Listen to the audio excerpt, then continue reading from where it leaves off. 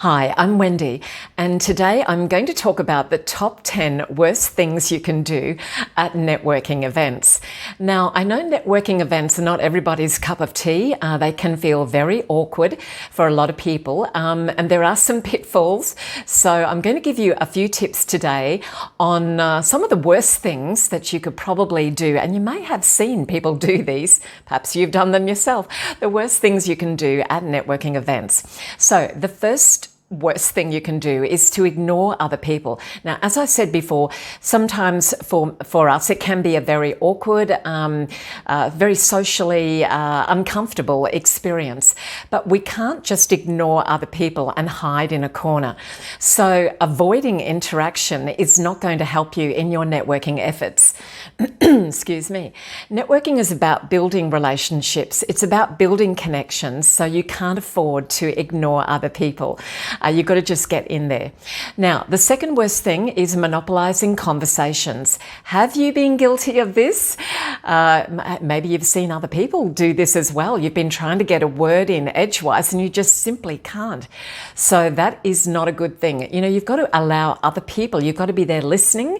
I always talk about listening more than we talk. Listening and not monopolizing, dominating that conversation, allowing others to have their say. The third tip, not being prepared. So you need to go into networking events, understanding why you're there. And I have given some tips before in the past about working out your objectives and your goals before you walk into a networking event. So being unprepared, not knowing why you're there and what you're going to get out of it is not a great thing to do. That's a big mistake. Okay, the next one, have you ever overindulged in food or drink at networking events? I'm not sure that I have. I mean, sometimes, you know, the spread can be very tempting, can't it? You may have seen people who perhaps have had one too many. So this is, you know, obviously you can see the risks. It can be fraught with danger. So it's usually not a very professional way to behave. So consume in moderation, maintain professionalism throughout. The next one is being inattentive. Now, I've seen people before, they're talking with you, but they're not really with you. They appear to be listening, but they're not. You can just tell that their mind is elsewhere. Their gaze is shifted. You know, they're scanning the room. They're picking up on other people's conversations, smiling at what's happening somewhere else and not directly in front of them. So, you know, be attentive. The people are there for a reason.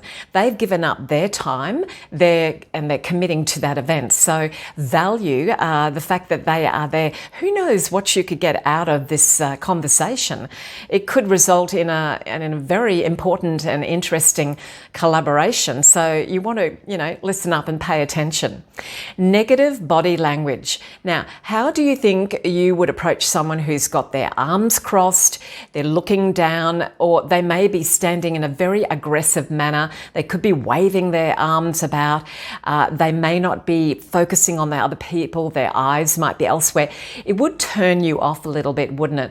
So just be very aware of your body language to make it as positive and as open and transparent as possible.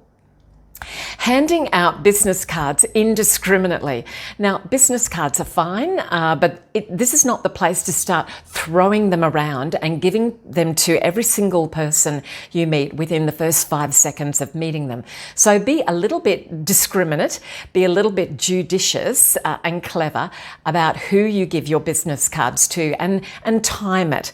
It's not the first thing that you give someone when you meet them for the first time. So allow a conversation to flow, and if they offer theirs, obviously you offer yours as well too. So just read the room a little bit. Failing to follow up. So this is very important, and I have talked about it in a previous video tip where you've made the connection, which is great, but you need to do something more with that valuable connection once you've made it. You need to follow up and follow through afterwards.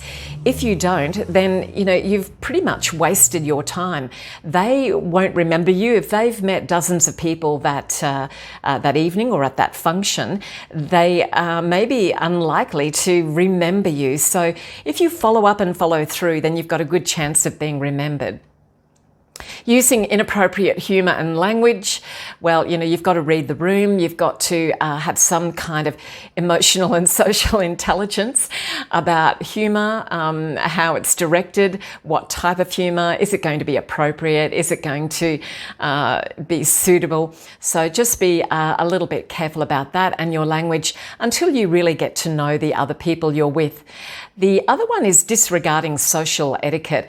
So interrupting conversations, speaking over people, not listening to others, you're halfway through something and then you get distracted by somebody else, checking your phone constantly.